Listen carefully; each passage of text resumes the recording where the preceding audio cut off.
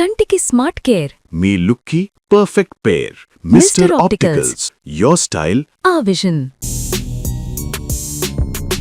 అసలు సినిమాలకు రావాలనే ఆలోచన కానీ ఆశ కానీ మీకు ఉండేదా? ఒక సినిమా చేయాలి అంటే ఒక గుణపాఠం నాకు అందులో నాకు తెలిసింది ఏమిటంటే, ఎలా అనిపిస్తుంది సీరియల్స్ చేయటం అనేటువంటి? సీరియల్ని నేను అందులో ఉన్న లోపాలు చాలా ఉంటాయి కానండి. ఒక సందర్భంలో దాసరి నారాయణరావు గారి దగ్గరకు వచ్చి మీరు బాధపడుతూ మీ కుటుంబపరమైనటువంటి విషయాలు ఆయన దగ్గర చెప్పుకొని, ఒక వ్యక్తి వల్ల మేమిద్దరం గురువు గారి దగ్గరికి రావాల్సి వచ్చింది. ఆర్ యూ ప్రాపర్లీ అవార్డెడ్ అని మీరు అనుకుంటున్నారా? అవార్డెడ్ అని నేను శివపార్వతి ఇన్ని సినిమాలు చేసిన తర్వాత, ఇంత లాంగెస్ట్ కెరీర్ తర్వాత ఆర్థికంగా సమృద్ధిగా ఉన్నారా? హ్యాపీగా ఉన్నారా? నేను పులిని చూసి నక్క వాత పెట్టుకున్నట్టు నేను పెట్టుకోను. సుమన్ టీవీ ప్రేక్షకులకు నమస్తే and welcome to my show from the bottom of the heart. Rangasthalam సినిమాకు సాంకేతికంగా మాతృక కాకపోయినప్పటికీ సృజనాత్మకంగా నటీనటుల పరంగా రంగస్థలం అనేటువంటిది సినిమా రంగానికి నిజంగా మాతృక. అలాంటి రంగస్థలం నుంచి వచ్చి ముఖ్యంగా నటీనటులు ఎంతమంది వచ్చారు, రచయితలు వచ్చారు, ఎంతో ఒక సృజనాత్మక వెల్లువ అనేటువంటిది రంగస్థలం నుంచి సినిమా రంగంలోకి ముఖ్యంగా 1950s కానీ అక్కడి నుంచి ప్రారంభమైనటువంటి ఒక మైగ్రేషన్ అనేటువంటిది సినిమా రంగాన్ని అన్ని విధాలా పరిపుష్టం చేసింది. అలా రంగస్థలం మీద అద్భుతమైనటువంటి ప్రతిభా విశేషాలను ప్రదర్శించి సినిమా రంగంలోకి ప్రవేశించి ఇక్కడ కూడా అద్భుతమైన స్థాన విశిష్టతను సాధించుకున్న నటీనటులు ఎంతోమంది ఉన్నారు. కేవలం 13వ ఏటనే రంగస్థలం నటిగా రంగప్రవేశం చేసి రంగస్థలం మీద దాదాపు దశాబ్దన్నర కాలం పాటు ఉర్రూతొలగించి తరువాత చిత్రరంగంలోకి వచ్చిన తర్వాత కూడా ఇక్కడ తన నటనను, తన ప్రతిభను విశిష్టంగా ప్రదర్శించి అద్భుత నటిగా పేరు తెచ్చుకున్నటువంటి సీనియర్ మోస్ట్ నటీమణి మా శివపార్వతి గారు. నమస్తే అండి. శివపార్వతి గారు నమస్తే. నమస్తే. చాలా హ్యాపీ, ఎందుకంటే మీలాంటి ఒక సీనియర్ నటీమణి అనుభవాలు అనేటువంటివి కానీ మీ తాలూకు జర్నీ అనేటువంటిది, మీ ప్రస్థానం అనేటువంటిది మా పాఠకులకు పరిచయం చేయటం అనేటువంటిదని ఒక గొప్ప అనుభూతిగా ఫీల్ అవుతూ, ఎందుకంటేనండి నటీనటులు చాలామంది వస్తున్నారు కానీ కొద్దిమంది మాత్రమే ఈ రంగంలో కూడాను వాళ్ళకంటూ ఒక ప్రత్యేకమైనటువంటి స్థానాన్ని, ఒక గౌరవాన్ని సంపాదించుకున్నారు. అలాగా మీరు ఒక సీనియర్ మోస్ట్ నటీమణిగా ఉన్నారు. Thank you very much for accepting hour invitation and coming for the interview. Thank you. మీరు ఇంట్రడక్షన్లో మీరు మంచి పదం వాడారు, చెప్పండి. సినిమా రంగానికి మాతృక నాటక రంగం అని. అది నాకు చాలా గర్వంగా ఉంది. Very good. ఎందుకంటే నేను పుట్టింది అక్కడ నటిగా రంగస్థలం మీద. సో మాతృక సినిమా రంగానికి నాటక రంగం అని చెప్పడం, అందులో మీరు చెప్పడం. అయితే దీంతో పాటు మీ మీద ఒక అభియోగం కూడా ఉంది. చెప్పండి. ఒక విమర్శ కూడా ఉంది. మీ రంగస్థలం నుంచి వచ్చినటువంటి నటీనటులు కానీ రచయితలు కానీ చాలామంది మళ్ళీ తిరిగి రంగస్థలం వైపు చూడకుండా, రంగస్థలాన్ని పట్టించుకోకుండా ఉంటున్నారు అనేటువంటిది ఒక అభియోగం ఉంది. నిజమే కదా? అది ఎంతవరకు కాదండి. దాంట్లో ఉన్నటువంటి సాధ్యాసాధ్యాలు ఏంటి? కాదండి. అది ఎప్పటికీ కాదు. ఎందుకంటే నాటక రంగం అనేది ఒక పరిపూర్ణమైన శిక్షణా కేంద్రం.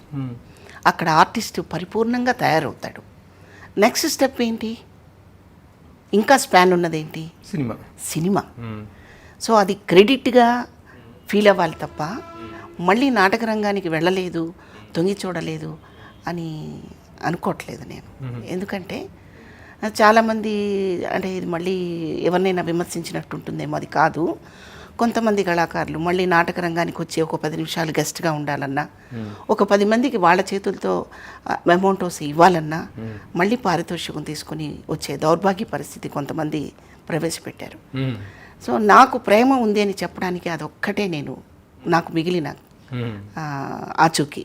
అదేంటంటే రంగస్థలం వాళ్ళు ఎప్పుడైనా పిలిచినా మీరు అక్కడ 1 గంట 2 గంటలో ఒక ఫోటో పార్టిసిపేట్ చేయాలి, ఈ నాటకంలో నటీనటులకు మీ చేతులతో బహుమతులు ఇవ్వాలి అన్నప్పుడు చక్కగా మా అమ్మగారింటికి వెళ్ళినట్టు, మా అమ్మ దగ్గరికి వెళ్ళినట్టు వెళ్ళానే తప్ప డబ్బు కోసం నేను ఎప్పుడు వెళ్ళలేదని సగర్వంగా చెప్పగలను.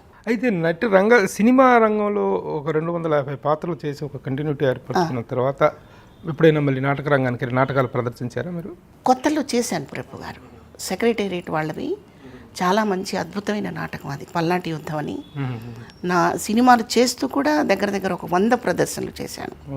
ఆ జిల్లాల వారీగా చేసిన నాటకాలు అవి. ఇటు షూటింగ్కి వస్తూ అటు నాటకాలకు వెళ్తూ చేశాను. ఇక క్రమేపీ నాటకానికి ఎక్కువ టైము స్పెండ్ చేసే పరిస్థితి లేకపోవడం వల్ల ఆగిపోయాను తప్ప మరే కారణము కాదు.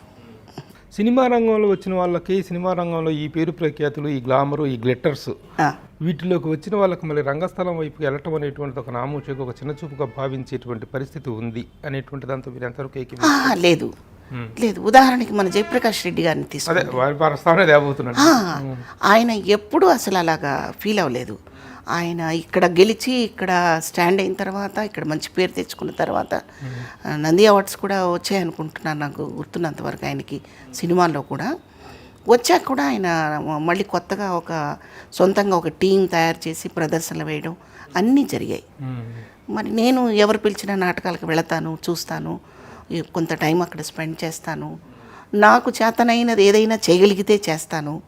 నా స్థాయికి గొప్పగా నేను చేశాను అని చెప్పుకొని అంత చేయలేదు, కానీ చేయగలిగినంత వరకు చేస్తుంది. మీరు గురువులుగా భావించేటువంటి పరుచూరి సోదరులు మరే మిమ్మల్ని రంగస్థలంలో చూసేసి సర్పయాగం సినిమాలో మిమ్మల్ని ఫస్ట్ టైం మరో పేరు చెప్పడానికి అవకాశం లేదు నాకు. మీ గురువులు అవును, వాళ్ళు నాటక రంగానికి చేస్తున్నటువంటి సేవ ఇప్పటికీ చేస్తున్నారు పరుచూరి ఇదేని పెట్టి.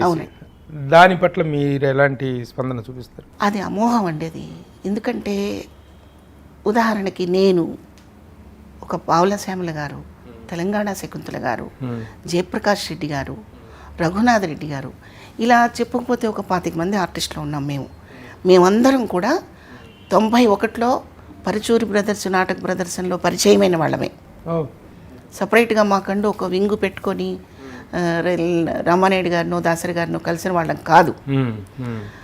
పరుచూరి బ్రదర్స్ అనే సంస్థ నుంచి ఒక సర్టిఫై చేయబడి, అంటే ఎలా వీళ్ళు మంచి ఆర్టిస్టులు, మనం సినిమాకి చక్కగా వినియోగించుకోవచ్చు అని బ్రదర్స్ ఇద్దరు మమ్మల్ని సర్టిఫై చేసిన తర్వాత ఆ ప్రదర్శన చూడటానికి ఆ టైంలో గురువు గారు దాసనారాయణరావు గారు, నాయుడు గారు, రాఘవేంద్రరావు గారు ఇటువంటి మహానుభావులను తీసుకొచ్చి స్టేజ్ ముందు ప్రేక్షకుల స్థానాల్లో కూర్చోబెట్టి నాటకం వేయిస్తే మాకేమీ అర్థమయ్యేది కదా. అసలు వీళ్ళ ముందు మేము నాటకం ఆడగలమా లేదని ఒక టెన్షన్ వచ్చేది.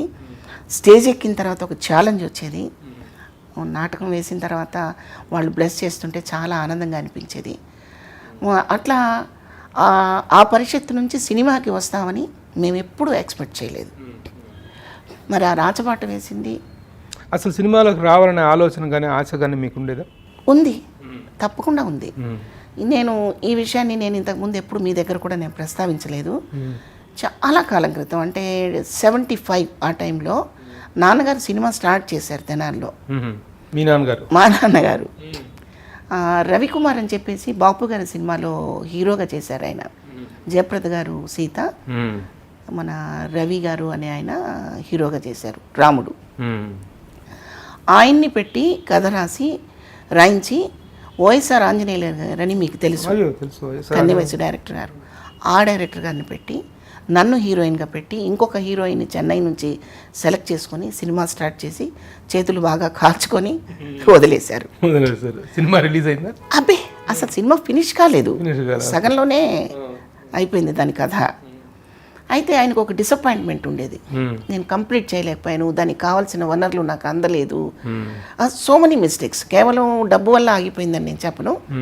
ఒక సినిమా చేయాలి అంటే ఒక గుణపాఠం నాకు అందులో నాకు తెలిసింది ఏమిటంటే, సినిమా చేయాలంటే కేవలం డబ్బు ఒకటి ఉంటే సరిపోదండి, దాన్ని ఒక జయంలా పెట్టుకోవాలి. ఒక సైనికుడిలా డైరెక్టరు పని చేయాలి. అన్ని విభాగాల వాళ్ళు కూడా అదే కాన్సెప్ట్తో పనిచేయాలి. అంతేకాని ఈ పీఠం దొరకగానే ఇక్కడేదో ఈ పీఠ మీద సుఖాలు అనుభవిద్దాం అనుకునే వాళ్ళు సినిమా చేయలేరు. ఇది మాత్రం అర్థమైంది 100%. ఇది అవును, సినిమాని ఒక యజ్ఞంలా చేయటం చెప్తారంటే ఇక్కడ ప్రలోభాల గురించో, ఇక్కడ సుఖాల గురించో, ఇక్కడ బలహీనతల గురించో మాత్రమే సినిమా రంగానికి. కానీ మీ నాన్నగారు అలా వచ్చిన వారు కాదు కదా, అలా కాదు, చేయలేదు. అందుకనే చెప్తున్నాను, అది కేవలం మా నాన్న డబ్బు పెట్టగలిగిన వాడే. కానీ ఆ డబ్బుని విలువగా, సమయాన్ని విలువగా, ఆర్టిస్టుల్ని విలువగా చూడగలిగిన వాళ్ళు బోత్ టెక్నీషియన్స్ ఉండాలి కదా. నేను ఎవరిని నిందించినప్పుడు వైఎస్ఆర్ ఆంజనేయులు ఆయన తప్పు అనను, ఇంకొకరు తప్పు అనను. ఎవరిదైనా ఆ తప్పులు లేకుండా ఉంటేనే సినిమా అనేది ఒక అద్భుతమైన ఆకారాన్ని చేకూర్చుకో. అంటే దీన్ని బట్టి 1975లోనే మీరు హీరోయిన్గా పరిచయం అయి ఉండేవారు. డెఫినెట్గా. కానీ ఎప్పుడు పరిచయం అయ్యారు? 1991లో ఇండస్ట్రీకి వచ్చారు. బాబోయ్, దాదాపు 16-17 ఏళ్ళ తర్వాత. 91లో.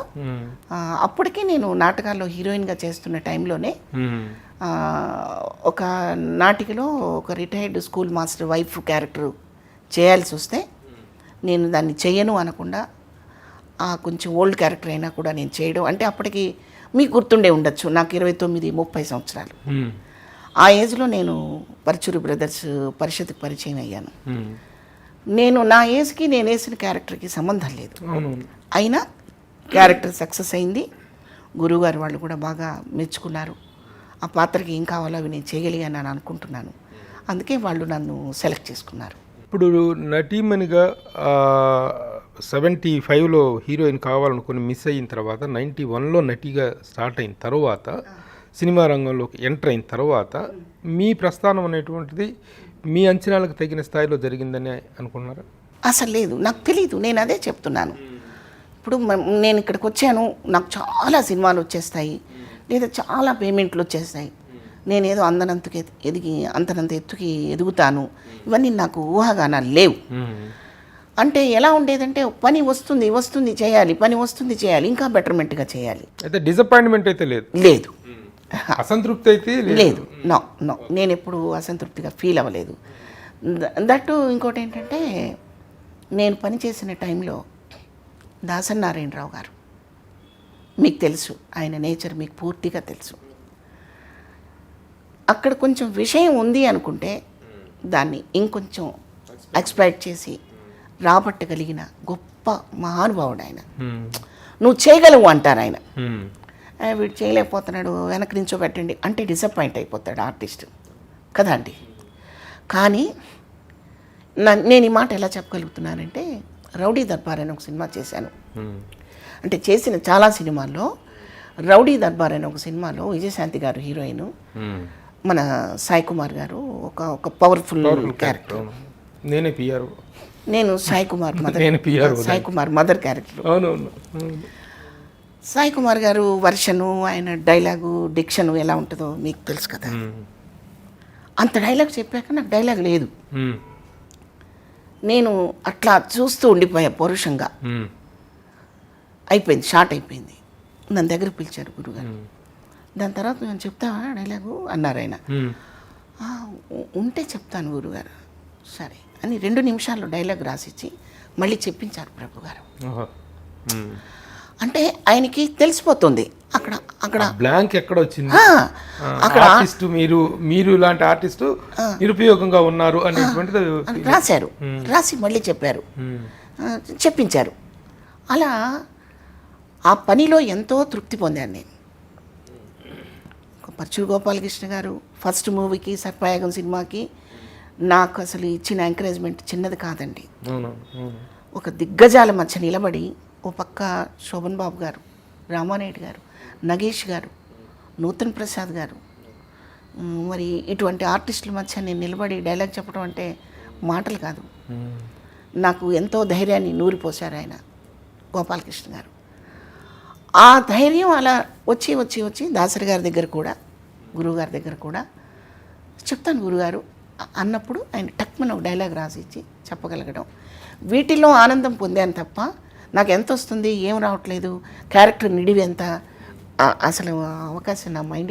మీలాంటి ఒక ఆర్టిస్ట్కి ఒక పేరు ప్రఖ్యాతులు రావాలంటే, ఒక ఐడెంటిటీ రావాలనుకుంటే కొంతమంది దర్శకులు ప్యాటర్నైజ్ చేయాలి. మిమ్మల్ని అలా చేపట్టుకుని నడిపించి పైకి తీసుకొచ్చినటువంటి దర్శకులు ఎవరు అంటే ఆ లిస్టులో పేర్లు ఎవరు అండి? నేను వీళ్ళందరి పేరు చెప్పగలనండి. మొదటిది పరుచూరి గోపాలకృష్ణ గారు. 2 అంటే మీరు ప్రొడ్యూసర్నే డైరెక్టర్స్ వీళ్ళందరూ. గురువు గారు దాసరి నారాయణరావు గారు, రాఘవేంద్రరావు గారు, కోడి రామకృష్ణ గారు. నేను పనిచేసిన ఏ డైరెక్టర్ కూడా నన్ను ఎప్పుడూ డిసప్పాయింట్ చేయలేదండి. బి గోపాల్ గారు, నారాయణమూర్తి గారు. అసలు ఇక నారాయణమూర్తి గారు అయితే మీకు చెప్పనక్కర్లే, ఆయన పొంగిపోతారు. ఆయన కళ్ళకి కృష్ణారెడ్డి గారు, ఎస్వి కృష్ణారెడ్డి గారు, ఈవీవి గారి సినిమాలు, ఎస్వి కృష్ణారెడ్డి గారి సినిమాలు. ఈవీవి గారివి చాలా చిన్న క్యారెక్టర్లు చేశానండి. ఆ పెద్దవి చేసే అవకాశం నాకు రాలేదు. ఎస్వి కృష్ణారెడ్డి గారి దాంట్లో మంచి మంచి మంచి క్యారెక్టర్, ఆహ్వానం ఆహ్వానం కానివ్వండి, అన్ని మంచివి చేశాను. ఎలా వాళ్ళ ప్యాటర్నైజింగ్ ఎలా ఉండేది ఎవరిదండి? మీ పట్ల వాళ్ళ ఆధారం కానీ వాళ్ళ టేకింగ్ ఎలా ఉండేది? కృష్ణారెడ్డి గారు కానీ వీళ్ళందరిది చాలా బాగుంటుందండి. అది సబ్జెక్టే homely subject, family subject, women subject. Women తోటి ఏం చెప్పించాలో అవన్నీ చెప్పించేస్తారు చక్కగా కృష్ణారెడ్డి గారు. ఆ తర్వాత ఒక సీన్లో ఆహ్వానంలో నాది అత్త క్యారెక్టరు, శ్రీకాంత్ గారికి మదరు, రమ్యకృష్ణ గారికి అత్త.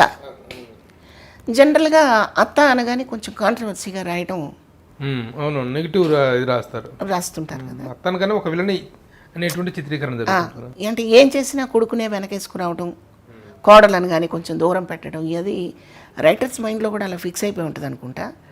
ఎక్కువ శాతం అలా ఉన్నాయి. స్వతహాగా మనకి ఒరిజినల్గా కూడా అలాగే ఉంటారు పాపం తల్లులు. కానీ ఒక మార్పు తీసుకురావాలంటే రైటర్ ద్వారానే వస్తుందండి. అది తల్లి కూడా, అత్త కూడా తల్లిలా ఉండొచ్చని రైటర్స్ చాలా సినిమాల్లో చెప్పారు. మీకు పెళ్ళి అనే సినిమాలో చెప్పారు. చాలా సినిమాలు ఉన్నాయిలేండి అలాగా. అలాగే ఆహ్వానంలో డివోర్స్ తీసుకుంటూ ఇంకా తాళి తెంచబోయే టైంలో ఒక మదరు రెస్పాండ్ అయిన విధానం దివాకర్ గారు అద్భుతంగా రాశారు. ఒక డైలాగ్, ఒరే నువ్వు నా చనుబాలు తాగుతూ నా మంగళసూత్రంతో ఆడుకుంటుంటే నాకు అప్పుడు తెలియలేదురా నీ మనస్తత్వం ఇలాంటిది, నువ్వు నాకు పుట్టినవాడివి, నువ్వు ఇలాంటి వాడివి అని నాకు తెలియలేదు. తెలుసుంటే అదే మంగళసూత్రంలో నిన్ను చంపేసేది, అదే మంగళసూత్రంతో నిన్ను చంపేసేదాన్ని రా నేను అని కొడుకుని అడగటం అనేది, కోడల్ని సమర్థిస్తూ కొడుకుని చేస్తూ, అది చాలా విపరీతమైన సింపతి, విపరీతమైన రెస్పెక్ట్ పెరిగింది మీ క్యారెక్టర్. సర్పయాగంలో కూడా అదే కదండి. నా ఫస్ట్ మూవీనే అది. నా ఫస్ట్ మూవీనే కోర్టుకి ఎక్కి నా కొడుకుకి ఉరిశిక్ష వేయండి అని చెప్పేసి అడుగుతుంది తల్లి.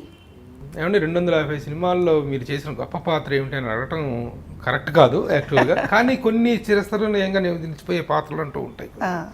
మిమ్మల్ని కోట్ చేయమంటే అలాంటి పాత్రలు దేంట్లో చేసాం అనుకుంటున్నారు? ఒక సర్పయాగం కానీ, ఇప్పుడు ఇది ఆహ్వానం చెప్పారు, ఇంకా కొన్ని సినిమాలు కోట్ చేయమంటే ఏ సినిమాలు చెప్తారు? అలా 1, 2 చెప్పలేనండి, చాలా ఉన్నాయి. ఆ చాలా వాటిల్లో కూడా బెటర్మెంట్ ఏంటంటే పాండురంగడు. ఎలా బెటర్మెంట్ అంటారేమో, ఆ సినిమాని పెద్ద ఆయన ఎన్టీ రామారావు గారు చేసిన సినిమా పాండురంగ మహత్యం.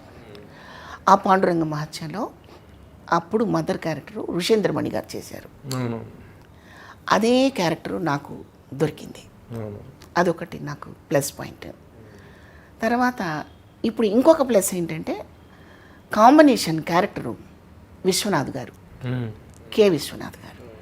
ఆయన సినిమాలో యాక్ట్ చేయడమే భాగ్యంగా భావించే ఆర్టిస్ట్కి ఆయన సరసన నటించాల్సిన అవసరం రావడం ఇంకెంత అద్భుతంగా, అదృష్టం.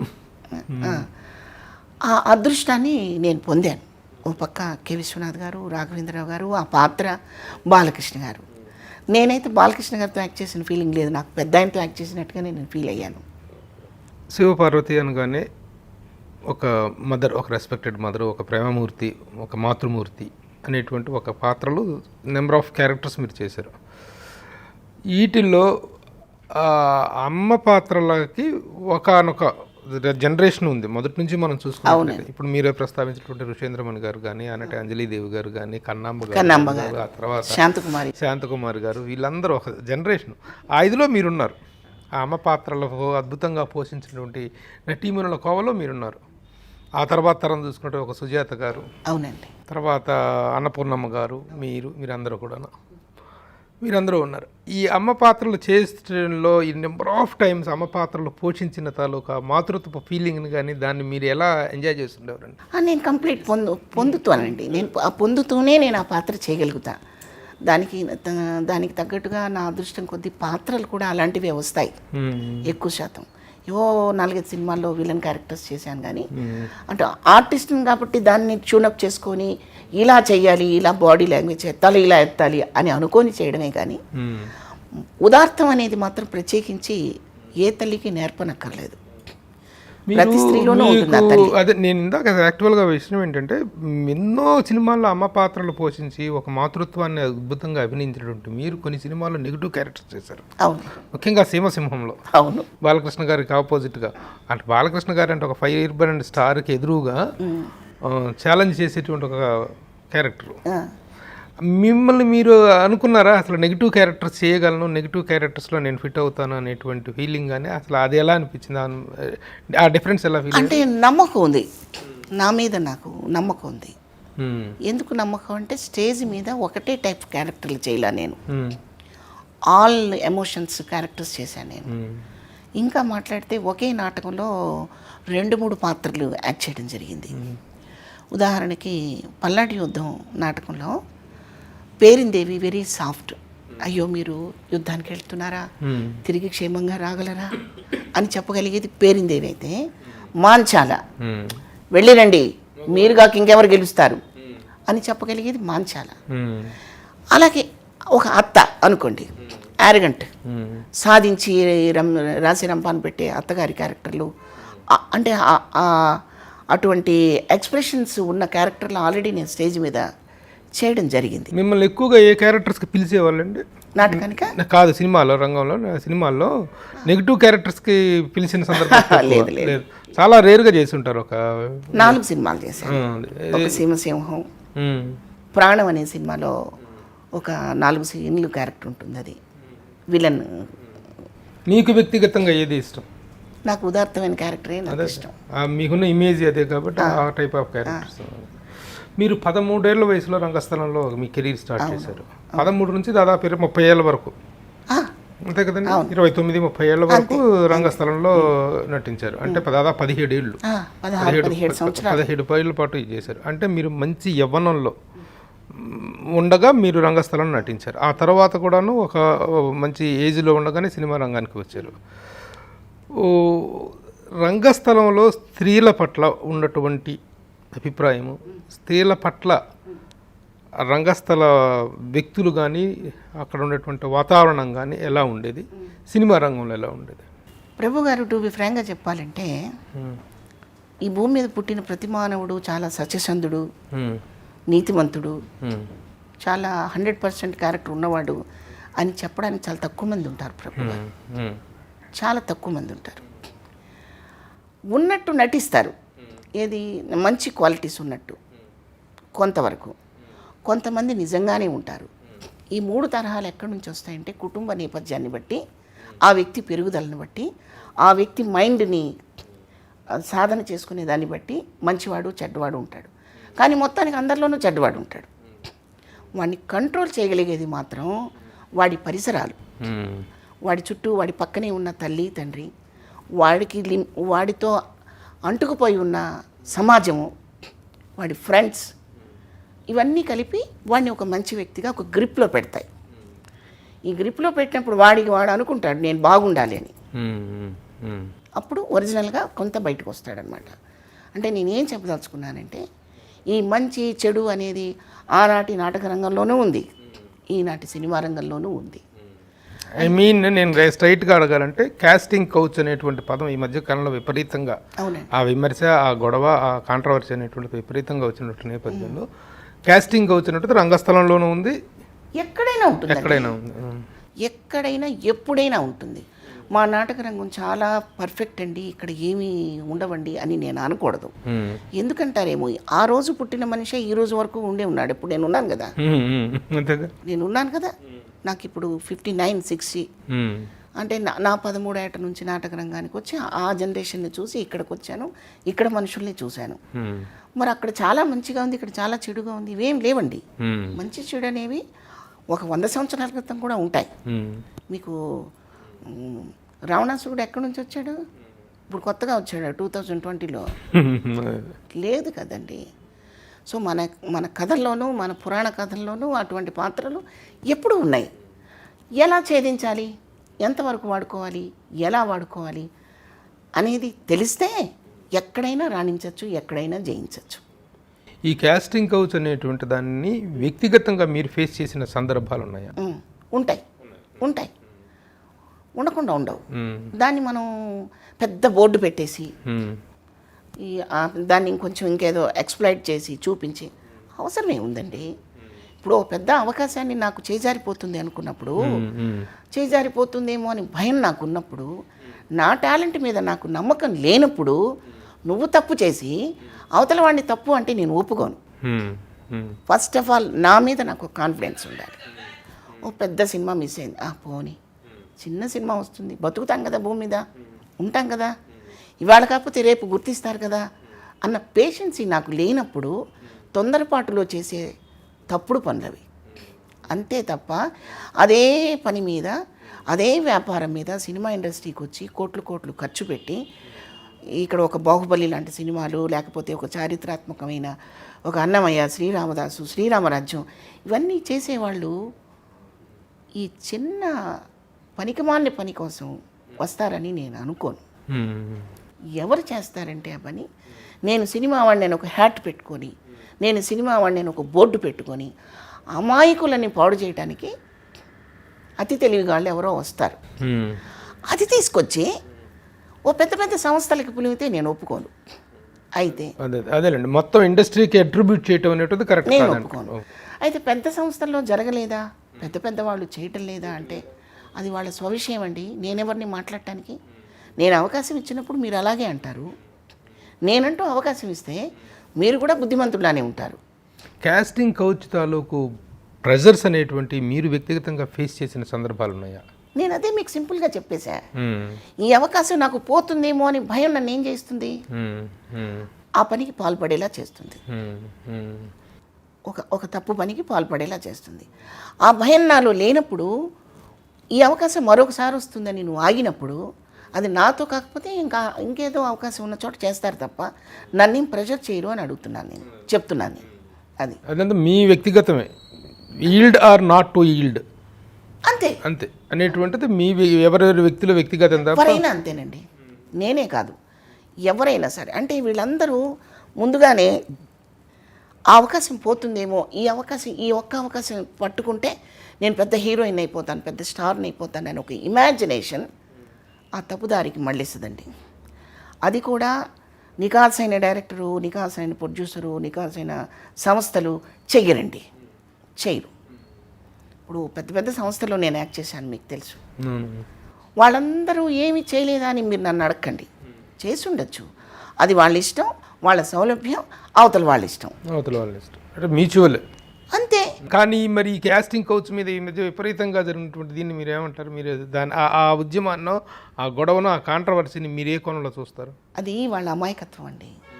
అలా చేసినందువల్ల భయపడిపోయి పెద్ద పెద్ద హీరోయిన్ వేషాలు ఇచ్చేస్తారని ఏదో అనుకుంటారు, ఇంకా దూరం పెట్టేస్తారు, ఇంకా దూరం పెడతారు, ఇంకా భయపడతారు తప్ప ఏమీ జరగదు. అయినా అసలు ఒక అవకాశం ఇస్తే ఆ అవకాశాన్ని ప్రూవ్ చేసుకొని గెలిచి అప్పుడు మాట్లాడాలి. కానీ అసలు అవకాశమే ఇవ్వకుండా, అవకాశమే నువ్వు ఏమీ చేయకుండా, ఏమీ అసలు తెర ముందుకు రాకుండా నేను మహానటిని, నన్ను గుర్తించలేదంటే ఎలా అండి చెప్పండి? కాస్టింగ్ కౌచ్ అనేటువంటి దానికి స్పందించాలా లేదా, ఆ అవకాశం దాన్ని ఎలా రిసీవ్ చేసుకున్నదో ఆ అమ్మాయిల వ్యక్తిత్వానికి సంబంధించి, ఆ అమ్మాయిల వీళ్ళకి సంబంధించి ఉంటుందండి. కానీ ఇన్ జనరల్గా సినిమా ఇండస్ట్రీలో స్త్రీ గౌరవం, స్త్రీ స్థానం, స్త్రీ ఔన్నత్యం అనేటువంటివి సస్టైన్ అయ్యే పరిస్థితులు వ్యక్తిగతంగా ఉన్నాయని మీరు అనుకుంటున్నారా? ఖచ్చితంగా ఉన్నాయని నేను చెప్పగలను. ఎందుకంటే నా పరిజ్ఞానంలో నేను చెప్తున్నాను. స్త్రీ కదండి, స్త్రీ అంటేనే ఒక ఆకర్షణీయమైన వస్తువు. ఆకర్షించకపోతే పబ్లిక్ మమ్మల్ని ఎందుకు చూస్తారు? అందంగా లేకపోతే అసలు జనం మమ్మల్ని ఎందుకు చూస్తారు? చూడరు. అందంగా ఉండాలి, వాడి ఊహల్లోకి వెళ్ళాలి, వాడి ఆలోచనలోకి వెళ్ళాలి, వాడి డ్రీమ్ గర్ల్ అవ్వాలి, అయితేనే చూస్తాడు ప్రేక్షకుడు. వాడి డ్రీమ్ గర్ల్ అవ్వడంలో తప్పు లేదు, అది డ్రీమ్ వర్కే ఉండాలి. అయితే ఇప్పుడు సినిమా ఇండస్ట్రీలో మహిళలు వాళ్ళ వ్యక్తిగతంగా వాళ్ళ ప్రవర్తన వల్ల, వాళ్ళు చేసే క్యారెక్టర్స్ వల్ల కూడాను వ్యక్తిత్వాన్ని కోల్పోతున్నారు అనేటువంటి అభిప్రాయం అయితే ఒకటి ఉంది. కొంతమంది హీరోయిన్లు విషయమే తీసుకుందాం. ఒకప్పుడు హీరోయిన్ అంటే ఒక ఉదాత్తమైన భావన, ఒక ఉదాత్తమైన పాత్ర చేస్తున్నటువంటి, ఈ పాత్ర చేస్తున్నాను కాబట్టి నేను ఇంకొక వ్యాంప్ క్యారెక్టర్ చేస్తే దీని తాలూకు ప్రభావం దాని మీద పడుతుందేమో. అవును, ఇంత మంచి పాత్రలు చేస్తున్నాను, ఇంత మదర్గా చేస్తున్నాను, అమ్మ పాత్రలు చేస్తున్నాను, లేకపోతే ఒక గొప్ప కథానాయిక పాత్రలు చేస్తున్నాను, నేను తర్వాత ఇంకొక వ్యాంప్ క్యారెక్టర్ చేయకూడదు అనేటువంటి ఒక కన్సిడరేషన్, ఒక డిజైనింగ్ అనేటువంటిది ఉండేది. కానీ ఈ రోజున అసలు మామూలుగా ఇండస్ట్రీలో ఉన్నటువంటి జనరల్ ఒపీనియన్ ఏంటంటే పాత్రల కోసం ఎక్స్పోజ్ చేస్తేనే ఇది అనేటువంటి అభిప్రాయం ఉంది. కానీ ఈ రోజున హీరోయిన్లను ఎవరంత బలవంత పెడుతున్నారని ఇంత నీచంగా ఎక్స్పోజ్ చేస్తున్నారండి, చెప్పగలరా? ఎవ్వరు బలవంత పెట్టట్లేదండి. ఇప్పుడు దాకా నేను చెప్పింది కూడా అదే. వాళ్ళు ఒక ఇమాజినేషన్ చేసుకొని ఇంకా హైప్కి వెళ్తామని ఒక ఫీలింగ్ తప్ప ఏమీ ఉండదు. మీరు గుర్తు చేసుకోండి, ఒకప్పుడు స్టేజ్ మీదకి హీరోయిన్స్ అందరూ జయచిత్ర గారు, జయసుధ గారు, జయప్రద గారు, వీళ్ళందరూ, శ్రీదేవి గారు, వీళ్ళంతా స్టేజీ మీదకి వస్తే ఒక చక్కగా ఒక అమ్మ తల్లుల్ని చూసినట్టు ఎంతో ఒక పెళ్లి కూతురులల్లి కళకళలాడుతూ పట్టు చీరలు కట్టుకొని బంగారు ఆభరణాలు వేసుకొని చక్కగా తలనిండా పూలు పెట్టుకుని ఎంత బాగా వచ్చేవాళ్ళండి వాళ్ళు. ఆ రోజుల్లో మీడియా లేదు. నేను పత్రికల్లో చూసినవన్నీ నేను చెప్తున్నాయి వాళ్ళు నాకు గుర్తు. వాళ్ళు స్టేజ్ మీదకి వస్తే తర్వాత మనకి సినిమా ముందు అక్కడెక్కడో జరిగిన ప్రోగ్రామ్ని మనకి సినిమాకి ముందు వేసేవాళ్ళు. ఇప్పట్లాగా మన ట్రైలర్స్లో ఫలానా రోజు సక్సెస్ మీట్లో జరిగింది, 100 days ఫంక్షన్లో జరిగింది అని ఒక 2 నిమిషాలు వేసేసేవాడు ఆయన, థియేటర్లో వేసేవాళ్ళు. అలా చూసి నాకు గుర్తు చెప్తున్నా, పత్రికల్లో ఫొటోస్ చూసి నేను చెప్తున్నా వాళ్ళు ఎంత బాగుండేవాళ్ళు. ఇవాళ కల్చర్ పోయింది. ఎంత ఎక్స్పోజింగ్ చేస్తే అంత బాగా ప్రజలకు దగ్గర అవుతామని వాళ్ళు అనుకుంటున్నారు. కానీ అసలు మొహం గుర్తు లేకుండా వేరే చోటకి వాళ్ళ కళ్ళు వెళ్ళిపోయి అసలు మొహం గుర్తుండట్లే జనానికి. ఒకప్పుడు వ్యాంప పాత్రలు అనేటువంటి సపరేట్గా ఉండేవి, హీరోయిన్ క్యారెక్టర్స్, ఒక జ్యోతిలక్ష్మి వాళ్ళు కూడా ఎంత పవిత్రంగా చేసేవాళ్ళు తెలుసా. జ్యోతిలక్ష్మి గారు, జయమల్లి గారు, అనురాధ గారు ఇక్కడ వరకు ఫుల్ కోటు వేసుకొని సెట్లోకి వచ్చి నిజమైన కళాకారుడు, వాళ్ళకి పాదాభివందనం చేయాలి. ఎందుకంటే ఆ పాత్రకి ఆ బాడీ లాంగ్వేజ్ అలా కావాలి కాబట్టి, అలా కాస్ట్యూమ్స్ కావాలి కాబట్టి వేసుకొని ఆ 5 నిమిషాలు అలా కోటు తీసి అవతల అసిస్టెంట్కి ఇచ్చి ఆ మూమెంట్ చేసి మళ్ళీ వెంటనే డ్రెస్ వేసుకునేవాళ్ళు. విడిగా వాళ్ళు ఎలా ఉండేవాళ్ళండి, ఎంత బాగుండేవాళ్ళండి. ఇంకొకటి ఏంటంటే ఈ రోజున ఒకప్పుడు వాళ్ళకంటూ ఒక ఉపాధి ఉండేది. ఒక వ్యాంప్ డ్యాంకర్ చేసేటువంటి ఒక జ్యోతిలక్ష్మి, ఒక జయమాలిని, ఒక సిల్క్ స్మిత, వాళ్ళకంటూ ఒక సపరేట్ ర్యాక్, సపరేట్ ప్లేస్మెంట్ అనేది ఉండేది. ఈ రోజున వాళ్ళకి వీళ్ళకి తేడా లేనటువంటి దౌర్భాగ్య స్థితికి తీసుకొచ్చుకున్నారు. ఆ మాటకు వస్తే మదర్స్ కూడా ఇప్పుడు అవకాశం లేదు. ఎందుకంటే మదర్లానే ఉండాల్సిన అవసరం లేదు. ప్రభు గారు మదరు నాలాగా చక్కగా ముడేసుకొని ఇంత బొట్టు పెట్టుకుంటే ఎన్ని పాత చింతకాయ పచ్చడిలాగా అనిపిస్తున్నాయి. జుట్టు వెరబోసుకొని స్లీవ్లెస్ బ్లౌజ్ వేసుకొని అలా కొంచెం ఎక్స్పోజ్ అయితే అప్పుడు డైరెక్టర్ సెట్కి వచ్చాక చెప్తాడనమాట, అమ్మ మీరు హీరోకి తల్లి అమ్మ, కష్టాల్లో ఉంటారు మీరు, భోజనానికి కూడా గడవదు మీకు, అందుకని మీరు కొంచెం కళ్ళ కింద నల్లగా వేసుకొని కొంచెం అక్కడక్కడ తెల్ల రంగు వేసుకొని తయారవ్వమని వాళ్ళు చెబితే కష్టంగా తయారైతే మనకిష్టం అవుతుంది మన వాళ్ళకి. మరప్పుడు మాలాంటి తల్లులకు కూడా కాలం చెల్లిపోయిందని నేను అనుకుంటున్నాను. ఎందుకంటే మీరు చూస్తున్నారు ప్రభు గారు, మీరు దగ్గర 30 ఏళ్ళ నుంచి నన్ను చూస్తున్నారు. ఆ రోజు నుంచి ఈ రోజు వరకు ఇదే వేషధారణ. నేను కానీ, అన్నపూర్ణ గారు కానీ, సంగీత గారు కానీ, ఇంకొకళ్ళు కానీ, సుజాత గారు కానీ, మేమేనాడు ప్యాంట్ షర్ట్లు వేసుకుని జుట్లు ఎరబోసుకొని మారెమ్మలాగా వచ్చింది లేదు, చచ్చింది లేదు. మా లోపం ఏంటో మాకు అర్థం కాకుండా మేము ప్రశ్నించుకునే రోజు వచ్చింది వేళ రోజున. మా లోపం ఏంటి? మాకు మెమరీ పవర్ ఉంది, కళ్ళు కనపడుతున్నాయి, చెవులు వినపడుతున్నాయి, ఏ క్యారెక్టర్ అయినా చెయ్యాలి అని ఒక పట్టుదల ఉంది, ఆశ ఉంది క్యారెక్టర్లు చేయాలని. అయినా మాకు ఎందుకు ఇవ్వట్లేదంటే దానికి అసలు అది క్వశ్చన్ మార్కులా పడిపోయింది. ప్రభు ఎన్ని రోజులైంది మీరు సినిమా క్యారెక్టర్ చేసి? దగ్గర 4 years ఏమో అయిపోయిందండి. 4 years అయింది. సినిమా ఇండస్ట్రీ శివపార్వతిని వదిలేసా లేకపోతే గుర్తించకో అవకాశం ఏదన్నా కానివ్వండి 4 yearsగా మీకు ఈ క్యారెక్టర్స్ ఇవి రావటంలో కానీ మీ వర్క్ మీకు రావటం విషయంలో మేనేజర్స్ అనే వాళ్ళ పాత్ర ఎలా ఉంటుంది? మేనేజర్స్ అనే వాళ్ళు చాలా వరకు మిస్గైడ్ చేస్తుంటారు, వాళ్ళ అనుకూలమైన వ్యక్తులనే చేస్తుంటారు అనేటువంటిది ఒకటి ఉంది. మీ విషయంలో అనుభవంలో అలాంటిది ఏం జరిగింది చెప్పండి. అది నాకు క్లారిటీగా లేదు ప్రభు గారు, నిజం చెప్పాలంటే. ఎందుకంటే మేనేజర్స్కి మా మీద కోపమే ఉండదు, ప్రొడ్యూసర్కి అసలు కోపం ఉండదు. కాకపోతే డైరెక్టర్ గారికి మేము ఇక్కడ ఉన్నామని తెలియకపోవచ్చు, లేకపోతే అప్పుడు ఎప్పుడో పాతకాలం ఆర్టిస్టులు ఏమన్నా ఇంకా వాళ్ళు నడవగలుగుతున్నారో లేదో, కంటి చూపు బాగుందో లేదో ఏమన్నా అనుకుంటున్నారేమో తెలీదు. సో ఈ నేపథ్యంలో నేను ఎవరిని నిందించను. కొంచెం అసంతృప్తిగా ఎప్పుడూ ఉంటుంది. ఎందుకంటే ఆర్టిస్ట్గా బతికినంతకాలం పనిచేయాలని ఒక కాంక్ష ఉంటుందండి. భోంచేసి ఈ పూటకు భోంచేసాం చాలా అని సంతృప్తి పడిపోయినట్టు ఆర్టిస్ట్ ఎప్పుడు సంతృప్తి పడకూడదు. సంతృప్తి పడిందంటే అవయవాలన్నీ దెబ్బతింటాయి, మొత్తం బాడీ మెకానిజమే దెబ్బతినిపోద్దండి. అలా దెబ్బతినకుండా 93 సంవత్సరాల వరకు పనిచేసిన నిర్మలమ్మ గారిలాగా పనిచేయాలని ప్రతి ఆర్టిస్ట్కి ఉంటుంది. ఆమె చాలా గ్రేట్ అండి. ఆమెని కొన్ని సినిమాలకి సెట్ వరకు ఇప్పుడు ఇక్కడ కూర్చున్నాం అనుకోండి, శివమ్మ నన్ను అక్కడ దాకా నడిపించాడు వాళ్ళు అంటే నేను ఊరికే అట్లా పక్కన నించుంటే నా భుజం మీద చేసి అక్కడ దాకా నడుచుకుంటూ వచ్చి అక్కడికి వచ్చాక మనిషి ఎలా ప్రవర్తించేవారో తెలుసా అండి? 90 ఏళ్ళ మనిషిలాగా ఉండేవాళ్ళు కదా ఆవిడ. కెమెరా ముందుకు రాగానే ఏంట్రా అనేది ఆమె. అది ఆ ఎనర్జీ వస్తుంది ఆర్టిస్ట్కి. ఇది ఉందని ఇప్పటి తరం డైరెక్టర్స్, ప్రొడ్యూసర్ అందరూ గుర్తిస్తే మాలాంటి ఆర్టిస్టులు ఆరోగ్యంగా బతుకుతాం. ప్రాణాలతో బతకడం కాదు, పని పని పని పని. ఎందుకంటే మా జీవితం అంతా ఇక్కడే గడిచిపోయింది. నాటకాల్లో ఒక 20 ఏళ్ళు, సినిమాల్లో ఒక 25 ఏళ్ళు గడిచిపోయినప్పుడు కొత్తది మేము ఏం చేయగలుగుతాం ప్రభు గారు? అవును, మీ కెరీర్లో ఇప్పుడు నాటక రంగం అనే ఒక ఫేజు, సినిమా రంగం అనే ఒక ఫేజు, ఇప్పుడు సీరియల్స్ అనేటువంటిది ఒక phase. This is the third phase. ఎలా అనిపిస్తుంది సీరియల్స్ చేయటం అనేటువంటి సినిమా టీవీ సీరియల్ని? నేను అందులో ఉన్న లోపాలు చాలా ఉంటాయి కానండి, నేను వాటి గురించి మాట్లాడితే కృతజ్ఞత లేనిదాన్ని అవుతాను. ఎందుకంటారేమో, సినిమా 2 అవర్స్లో చెప్పేయాలి, సినిమా కొన్ని సంవత్సరాల్లో, సీరియల్ కొన్ని సంవత్సరాల్లో చెప్పాలి. ఎందుకు 2 గంటల్లో చెప్పే కథని 5 సంవత్సరాలు సాగబీగుతారు అంటారు ఒక ప్రేక్షకుడు. ఈ 5 సంవత్సరాల వల్ల కొన్ని వందల కుటుంబాలు బతుకుతున్నాయి. ఇళ్ళు కట్టుకుంటున్నారు, కార్లు కొనుక్కుంటున్నారు, పిల్లలు పెళ్ళిళ్ళు చేసుకుంటున్నారు, హాయిగా బతుకుతున్నారు. మీరెవరో పెళ్ళిళ్ళు చేసుకోవడానికి, మీరు ఇల్లు కట్టుకోవడానికి మా బుర్ర ఎందుకు తింటారండి అంటాడు, ఎందుకు లాగుతారండి అంటాడు ప్రేక్షకుడు. చూడకుండా ఎవరున్నారు చెప్పండి? చూడకుండా 7 ఏళ్ళు 8 ఏళ్ళు చూస్తున్నారు కదండి. చూడకుండా అందరు ఎట్ ఏ టైం టీవీ కట్టేయండి, ఆపేస్తాం సీరియల్. స్కూల్లో ఉన్న పిల్లలు కాలేజీలకు వెళ్ళిపోతున్నారు ఈ సీరియల్ అయిపోయే లోపల. సరే, అది వదిలేస్తే సీరియల్ రంగంలో ఉన్నటువంటి వ్యవస్థాగతమైనటువంటి ప్రాబ్లమ్స్, సినిమా ఇండస్ట్రీలో ఉన్నటువంటి ప్రాబ్లమ్స్, సీరియల్ మేకింగ్లో ఉన్నటువంటి ప్రాబ్లమ్స్ మీరు ఎలా ఫేస్ చేశారు? వాటిలో డిఫరెన్స్. మేకింగ్ అండి చాలా కష్టం అండి, సీరియల్ చాలా కష్టం.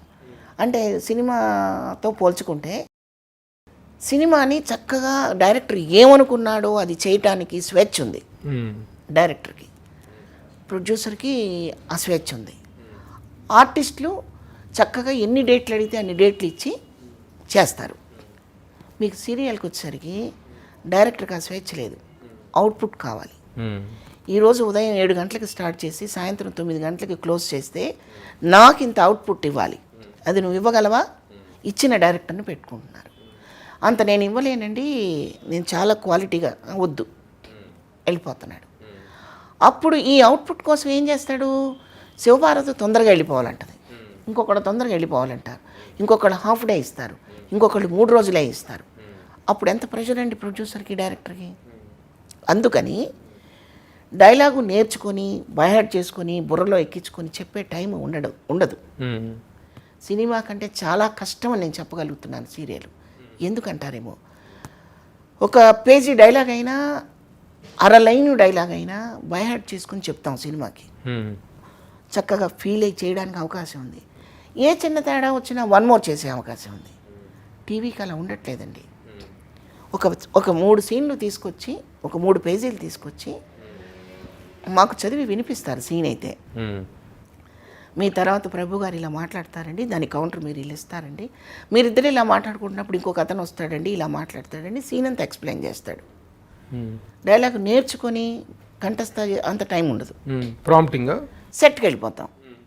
ప్రాంప్టింగ్ వింటూ అది నాకు వినపడనట్టు నటిస్తూ నేను ఒరిజినల్గా నాకై నేను చెప్తున్నట్టు మీకు చెప్పాలి. నేను ఈ చెప్పే టైంలో నాలాంటి ఆర్టిస్టులు ఏం చేస్తారంటే, అది అందకపోతే ముందు ఏదైనా యాడ్ చేసుకుంటాం, మధ్యలో ఏదైనా ఆగిపోతే దాన్ని కూడా ఫిల్ చేస్తాం, ఫినిషింగ్లో ఏమన్నా కావాలంటే అక్కడ కూడా యాడ్ చేస్తాం. ఇదే స్కిల్ వర్క్ అని నేను అనుకుంటున్నాను. మొత్తానికి కష్టం అండి. కానీ ఈ ఇండిసిప్లిన్ విషయాలు, సెట్కు లేటుగా రావటాలు, ప్రొడ్యూసర్ని ఏడిపించటాలు, ఇగోస్ ఇట్లాంటి విషయంలో అసలు సినిమా ఇండస్ట్రీకి ఏమాత్రం తీసిపోతట కదా టీవీ అది వాళ్ళ ప్రారంధం అండి. అది వాళ్ళ ప్రారంధం అని నేను చెప్పగలను కానీ నిజమే కదా ఇలాంటివి ఉన్నాయి నిజమే. అది ప్రారంభం కాదు, ప్రారంధం. ఎందుకంటే అలా ఏ ఇండస్ట్రీలో ఎవరు ప్రవర్తించినా సరే అమ్మాయినా క్షమిస్తుందేమో కానీ కళామ తల్లి క్షమించదండి. వాళ్ళు ఇంటికి వెళ్ళిపోవాల్సిందే. కానీ చాలా దుర్మార్గాలు జరుగుతున్నాయి టీవీ ఇండస్ట్రీలో కూడా. ప్రొడ్యూసర్స్ డైరెక్టర్స్ని ఏడిపించడం కానీ, ఒక టైమింగ్ మెయింటైన్ చేయకపోవడం, ప్రతి ఒక్కరు ఒక స్టార్ లాగా ఫీల్ అయిపోవటం, ఒక్క సీరియల్ ఇదైపోగానే చాలా ఏదో ఇదైపోయినట్టుగా ఫీల్ అయిపోవటం, ఇలాంటి దౌర్భాగ్యాలు అక్కడ కూడా బాగా వచ్చు. ఉండడాన్ని నేను ఒకటే అంటాను, వాళ్ళ ప్రారంధం అంటాను దాన్ని, అంతే. సీనియర్ని గుర్తించకపోవడం, మన సెట్లో సీనియర్ ఆర్టిస్టులు ఉన్నారు, మనం ఒక నిమిషం ముందు వెళ్దామని అనుకోకపోవటం, వెయిటింగ్లో పెట్టాలని అన్నీ పెడుతుంటారు. అవన్నీ పట్టించుకుంటే నేను పని చేయలేను ప్రభు గారు. ఎందుకంటే మనకి కాంప్లెక్స్ వచ్చేస్తుంది. నేను వచ్చేసరికి అక్కడ ఆర్టిస్టులు ఉండరు, కూర్చేసుకొని కూర్చుంటాను, వాళ్ళు వచ్చేదాకా వెయిట్ చేస్తాను. ఏమవుతుంది మనకి కిరీటం అంతే. నా కిరీటం ఏం పడిపోదు. వాళ్ళు సంస్కారవంతులైతే ఒకసారి చూస్తారు, 2 సార్లు చూస్తారు, 3 సార్లు చూస్తారు, 4సారి మన బాటలోకి వస్తారు. సంస్కారవంతులైతే కానప్పుడు ఏమనుకుంటారంటే ఆవిడకి అవసరం వచ్చి ముందు కూర్చుంటుంది అనుకుంటారు. అనుకోనివ్వండి. ఇప్పుడు మీరు చేసిన సీరియల్స్లో మెయిన్ మీకు మంచి పేరు తీసుకొచ్చిన సీరియల్స్ ఏంటంటే మంగమ్మ గారి మనవడు ఒకటి, తర్వాత వదినమ్మ అని ఒక సీరియల్ చేసినట్టు. వదినమ్మ చేశాను నేను. అందులో ఒక క్యారెక్టర్, ఒక ఇంపార్టెంట్ క్యారెక్టర్. మెయిన్ క్యారెక్టర్గా వచ్చేసరికి ఇప్పుడు అన్నపూర్ణ స్టూడియోస్ వాళ్ళది ఇంటి గుట్టు అనే ఒక సీరియల్ చేస్తున్నాను. బాగుంది, సీరియల్ బాగుంది, నా క్యారెక్టర్ బాగుంది. ఇప్పుడు ఈ సినిమాల్లో వచ్చినటువంటి 4 సంవత్సరాల గ్యాప్ ఏదైతే ఉందో దీన్ని ఈ టీవీ సీరియల్స్ అనేటువంటి ఫిలప్ చేయటం మీకు హ్యాపీగా ఉంది? ఈటీవీ చేశానండి, ఈటీవీ సీరియల్స్ చేశాను 2, జీ తెలుగు 3 సీరియల్స్ చేశాను. ఇప్పుడు రన్నింగ్లో ఉన్నది కూడా జీ తెలుగుదే. మా ఛానల్లో చేశాను బంగారు పంజరం. ఎక్కడ గ్యాప్ ఇవ్వకుండా టీవీ సీరియల్ అని పిలిస్తే చక్కగా వెళ్ళి నా పని నేను చేసుకున్నాను. రెమ్యునరేషన్ వైజ్ ఎలా ఉంటుంది సినిమా ఇండస్ట్రీలో ఇచ్చే రెమ్యునరేషన్స్? ఏమీ తక్కువ లేదు ప్రభు గారు. టీవీ సీరియల్ ఇది యథాశక్తి ఏం చెప్పాల్సిన అవసరం ఏం లేదు. తక్కువ చేసి ఇవ్వడం అనేది ఏమీ లేదు. కాకపోతే బడ్జెట్ అనేది డెఫినెట్గా సినిమాకి సీరియల్కి చాలా డిఫరెన్స్ ఉంటుంది. దాన్ని బట్టి మా దగ్గర ఏదైనా కొంచెం తగ్గండి అని అడుగుతారు అంతే తప్ప మరి చెప్పుకోలేని పేమెంట్లు, తీసుకోలేని పేమెంట్లు, చాలా తక్కువకు పనిచేసేస్తున్నాం అన్న ఫీలింగ్ నాకైతే లేదు. అయితే ఈ మధ్య వచ్చే కొంతమంది రిటైర్డ్ హీరోయిన్స్ కూడా సీరియల్స్కి వచ్చి లకారాల్లో తీసేసుకొని సీరియల్స్ చేస్తున్నారు. దానివల్ల ప్రొడ్యూసర్ నష్టపోతాడు. అది కరెక్ట్ కాదు. మీకు గౌరవప్రదమైన రెమ్యునరేషన్ అందుతుందని మీరు అనుకుంటున్నారు? బాగానే ఉందండి. ఏదో మీరు అడుగుతున్నారు కాబట్టి ఛానల్లో నేను ఇప్పుడు సీరియల్ చేస్తున్నానని కాబట్టి కాదండి. పొరపాటును కూడా నేను అలా అనుకుంటే అదే అన్యాయం అండి. ఎందుకంటే ఈ 4 ఏళ్లలో నేను సినిమా చేయటం లేదు, వర్క్ చేయటం లేదు అన్న ఫీలింగ్ నన్ను చాలా తొలిచేసేది. పని చేయకపోతే పని, గుర్తింపు, లాభం, ఒక పక్కన పని ఉంది, నాకు అంటే ఒక ఐడెంటిఫికేషన్ ఉంది, నాకు మంచి రెమ్యునరేషన్ ఉంది. మంచి అంటే దీనికి ఒక లిమిట్స్ లేవు ప్రభు గారు. ఇప్పుడు పర్ డే నాకు 50,000 కావాలి, 1,00,000 అంటే ఇవ్వలేరు. మీరు మీ సంతృప్తిని ఎక్కువగా దేంతో కొలుచుకుంటారు? క్యారెక్టర్ తోట, డబ్బుతోట? ప్రథమంగా పాత్రతో. రెమ్యునరేషన్ అనేది సెకండరీ మ్యాటర్. ఎందుకంటే నా సినిమాలన్నీ అలాగే జరిగాయి. రెమ్యునరేషన్ ఎంత ఇస్తారు అని అడగకుండా చేసిన సినిమాలు చాలా ఉన్నాయి. వాళ్ళు ఎంత ఇస్తే అంత తీసుకొని సంతృప్తిగా ఉన్న సినిమాలు చాలా ఉన్నాయి. ఇప్పటికీ చెక్కులు బీరువాలో చాలా ఉన్నాయి. చెక్కులు ఉన్నాయి. ఎందుకంటే ఏ ప్రొడ్యూసర్కి మమ్మల్ని ఇబ్బంది పెట్టాలని అనిపించదు. ఒక ఆర్టిస్ట్గా అటు సినిమా రంగంలో కానీ, నాటక రంగంలో, సినిమా రంగంలో, టీవీ రంగంలో, ప్రతి రంగంలో కూడా కాంపిటీషన్ అనేటువంటిది చాలా ఇదిగా ఉంటుంది. ఏ క్యారెక్టర్ హీరోయిన్లతో కాంపిటీషన్ ఉంటుంది, క్యారెక్టర్స్తో. మీరు కాంపిటీటర్గా ఫీల్ అయిన యాక్టర్ ఎవరైనా ఉన్నారా, నటీమని? కాంపిటీషన్గా నేను అంటే అది ఎలా చెప్పాలి, ఇప్పుడు నాకైతే ఇప్పటివరకు అలాంటి సందర్భం ఎదురవ్వలేదండి. ఇప్పుడు అమ్మ పాత్రలు వేస్తున్న వాళ్ళు ఇంకా చాలా మంది ఉన్నారు. ఒక అన్నపూర్ణమ్మ గారు ఉన్నారు, ఎవరి వాళ్ళకే వస్తూ ఉన్నాయి. ఇప్పుడు అన్నపూర్ణ గారికి పాత్రలు ఆవిని దాటుకొని నాకు రావటం, లేకపోతే నావి దాటుకొని ఆవిడికి వెళ్తాయి. ఎందుకంటే ఒకే సినిమాలో అన్నపూర్ణ గారు, సుజాత గారు, సంగీత గారు, వెన్నెరాడ నిర్మల గారు, ఎంతమంది ఒకటే సినిమాలో చేసాం, సీమసింహంలో. డిఫరెంట్గా ఉన్నాయి ఆ పాత్రలు. ఒకటి విలను, ఒకటి సాఫ్ట్, ఒకటి సాధారణం, ఒకటి కష్టాల తల్లి, రకరకాలు ఉన్నాయి అందులో. ఇలా విభజించబడ్డాయి క్యారెక్టర్లు. ఓకే, కాంపిటీషన్ ప్రెజర్ మీ పాత్రలు మీకు వచ్చినాయి, మీరు హ్యాపీగా చేసుకుంటూ వెళ్ళేసారు. నాకు గుర్తున్నంత వరకు ఏం లేవు. ఓకే. అయితే ఇప్పుడు టీవీ సీరియల్కి వచ్చేసరికి కాంపిటీషన్ అనేది కొంచెం రావచ్చు. ఎందుకంటే ఇప్పుడు టీవీల్లో కూడా పరభాష తల్లులు, పరభాష ఫాదర్లు ఎంటర్ అవుతున్నారు. అలాంటప్పుడు అది కాంపిటీషన్గా అనుకోవాలో ఏమనుకోవాలో నాకైతే తెలియదు. ఇంకా దాని గురించి నేను భయపడదలుచుకోలేదు. ఎందుకంటే మనం చేయగలిగిందే చేస్తాం తప్పితే చేయలేనిది ఏం చేస్తాం ప్రభు గారు? అవును, చెప్పండి. ఇప్పుడు క్యారెక్టర్ పర్మిట్ చేయకుండా నేను స్లీవ్లెస్ బ్లౌజ్ వేసుకోను, క్యారెక్టర్ పర్మిట్ చేయకుండా ఇంకేదో చేయలేను, క్యారెక్టర్కి ఇదే కావాలని నా మైండ్ కొడుతున్నప్పుడు బుట్టలో లాకులు పెట్టుకొని బామ్మ క్యారెక్టర్లు చేయలేను. ఇప్పుడు మీరు అమ్మమ్మ మీరు టీవీ చేస్తున్న ఏదైనా పాత్రలో అమ్మ పాత్రలో వయసు అనుకుంటున్నారా మీది? ఇదే సీరియల్ అంటే ఇప్పుడు మదర్ క్యారెక్టర్స్ అనేటువంటి యంగ్ మదర్స్ వస్తున్నారు, యంగ్ హీరోలు వస్తున్నారు. ఆ పాత్రలో మీది ఇప్పుడు ఏ స్లాట్లో ఉన్నారు మీరు అనుకుంటున్నారు? నేను అన్నీ చేస్తున్నానుగా. నేను సీరియల్కి వచ్చేసరికి అమ్మ చేశాను, నానమ్మ చేశాను. ఇప్పుడు సినిమాకైనా నేను నానమ్మ చేయడానికి నేను ఎప్పుడూ ఆంక్షలు పెట్టుకోలేదండి. ఎక్సలెంట్ క్యారెక్టర్లు ఉంటాయండి నానమ్మలో. నానమ్మ అనగానే ఏదో మనం ఇంకా వెనక్కి వెళ్ళిపోయామనే ఫీలింగ్ నాకైతే లేదు ప్రభు గారు. సరే, మీకు ఎంతమంది కొడుకులు? సినిమా కొడుకులు చాలామంది ఉన్నారండి. అదే సినిమా కొడుకులనే అడుగుతున్నాం. మీకు పర్సనల్గా ఒక అబ్బాయి అని తెలుసు మాకు. సినిమా ఇండస్ట్రీలో ఎంతమంది కొడుకులు, ఎవరెవరు? కొడుకు ఒక్కోసారి అల్లుడైపోతుంటాడు సినిమాలో. అట్లా చూస్తే బాలకృష్ణ గారు, వెంకటేష్ గారు, నాగార్జున గారు, శ్రీకాంత్ గారు, అలీ, శ్రీహరి గారు.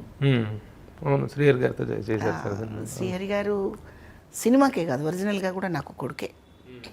ఎందుకంటే నన్ను అంత ఆత్మీయంగా పిలుచుకునేవాడు, అలా చూసుకున్నాడు.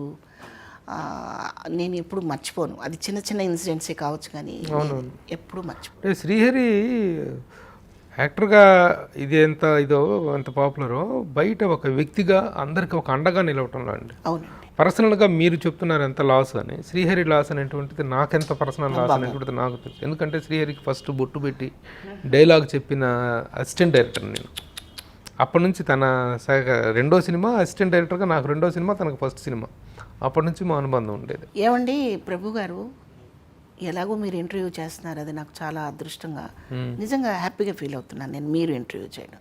ఎందుకంటే మీకు ఎంతోమంది దిగ్గజాలతో పరిచయం ఉంది. వాళ్ళతో పోల్చుకుంటే నేను చాలా స్మాల్ థింగ్. అయినా చాలా విషయాలు మనం మాట్లాడుకుంటున్నాం. నేను కొంతమందిని కోల్పోవడం నేను నిజంగా నా వ్యక్తిగత లోపంగా ఫీల్ అవుతున్నానండి. వ్యక్తిగతమైనటువంటి నష్టం వ్యక్తిగతంగా చాలా. ఎందుకంటే ఏదైనా ప్రాబ్లం వస్తే దాసరి గారి దగ్గరికి వెళ్ళి ఇదండి గురువుగారని చెప్పడానికి ఆయన లేరు.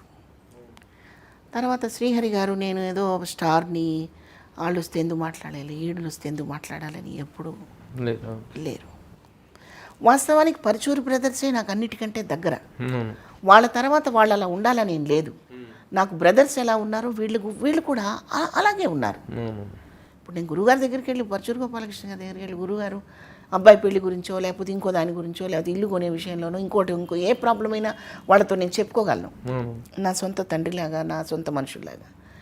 ఈ అవకాశాన్ని శ్రీహరి గారు, ఒక రామానాయుడు గారు, దాసరి గారు ఇవ్వాల్సిన అవసరం లేదు కదా. వాళ్ళు కూడా అలాగే ఉన్నారు. ఈ విషయం మీకు తెలుసు. మనకి ఏదో చాలా పెద్ద గొడుగు పోయిన ఫీలింగ్ నాకైతే. వీళ్ళందరూ అంటే ఎవరికి చెప్పాలి? చెప్పుకునే వాళ్ళంటూ లేకుండా పోయారు ఈరోజు ఇండస్ట్రీ. చెప్పుకునే వాళ్ళు ఎవరు లేకుండా పోయారు. అసలు చెప్తే వినేవాళ్ళు ఉండాలి కదా, లేరు. విశేషం ఏంటంటే, అంటే ఇది మీరు నమ్ముతారు నాకు తెలుసు, గురువు గారికి ఫోన్లో మాట్లాడాలంటే దాసరి గారికి రామారావు గారు కింద ఆపరేటర్ ఉండేవాడు. అమ్మ 5 నిమిషాల తర్వాత ఫోన్ కల్పిస్తా తల్లి అనేవారు. 5 నిమిషాల తర్వాత ఫోన్ కలిపితే గురువుగారు మాట్లాడేవారు. ఏంటమ్మా అంటే నేను మాట్లాడేదాన్ని, నాయుడు గారు మాట్లాడేవారు, అలాగే శ్రీహరి గారు, వీళ్ళందరూ ఇలాగే మాట్లాడేవారు.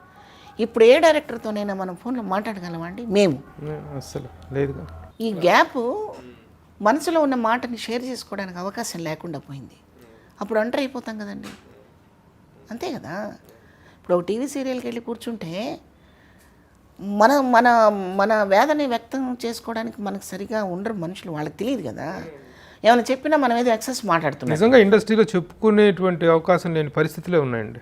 నిజంగా ఎవరంటే పెద్ద నిర్మాతలు నాయుడు గారు, సరే గురువు గారు ఎట్లాగా ఆయన అందరికీ ఇది, ముఖ్యంగా శ్రీహరి అండి. శ్రీహరి పోయిన తర్వాత ఒక స్లాట్లో ఉన్నటువంటి చాలామంది ఆ వ్యాక్యూమ్ ఫీల్ అవుతున్నారు. నేను ఫస్ట్లో హైదరాబాద్ వచ్చిన కొత్తలో సంజీవ్ రెడ్డి నగర్లో ఉన్నప్పుడు రెగ్యులర్గా అక్కడ ఒక ఫ్రెండ్ ఉన్నారు శ్రీహరి గారికి, అక్కడికి వచ్చేవారు తను. నేను నడుచుకుంటూ వెళ్తుంటే అమ్మ ఈ టైంలో 11 అయిపోయింది ఆ రోజు, ఈ టైంలో ఇట్లా నడుస్తావమ్మా నువ్వు, ఇది మంచి ఏరియా కాదు, కరెక్ట్ కాదని ఇంటికి వచ్చి వదిలిపెట్టి వెళ్ళేవాడండి. ఇంకా తర్వాత శ్రీరాములయ్య సినిమా చేసాం పరిటాల రవి గారిది. ఆ శ్రీరాములయ్య సినిమా చేసినప్పుడు అనంతపురంలో ఇద్దరం ఒకే వెహికల్లో వెళ్ళేవాళ్ళం, మళ్ళీ తిరిగి వచ్చేటప్పుడు కూడా ఇద్దరం ఒకే వెహికల్లో వచ్చేవాళ్ళం.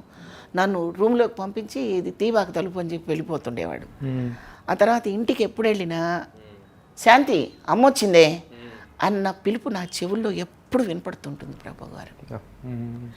అట్లా మనకి ఆ ఎఫెక్షన్ పంచే వాళ్ళు లేరు కదా, ఇవన్నీ లోపాలు.